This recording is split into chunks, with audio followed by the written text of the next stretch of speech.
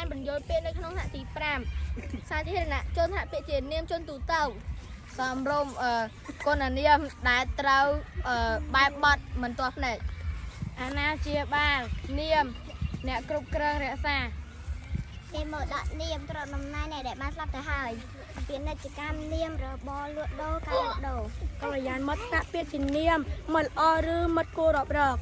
ទារុណកម្មថ្នាក់ពាក្យជានាមអំពើកាច់អំពើអាក្រក់អំពើសាហាវយុគនៅជានេះនាមច្រណែនរុស្សាបង្ខាត់កាត់លៀបកាត់ប្រយោជន៍គេសារមន្ទីរនាមកន្លែងដង្កល់វត្ថុបុរាណវិស្មកាលថ្នាក់ពាក្យជានាមឬឱកាសដែលឈប់សម្រាកមិនធ្វើការឬមិនចូលសាលារៀនវីរៈជននាមជនអង្គអាចក្លាហានសក្តានុពលនាមភាពដែលអាចធ្វើអ្វីទៅមួយបានមោទនភាពនាមភាពអំនួតភាពក្រអឺក្រទមភាពសប្បាយរីករាយឧតុនិយមនាមដំណើរកំណត់រដូវការពិនិត្យបាតុភូធម្មជាតិ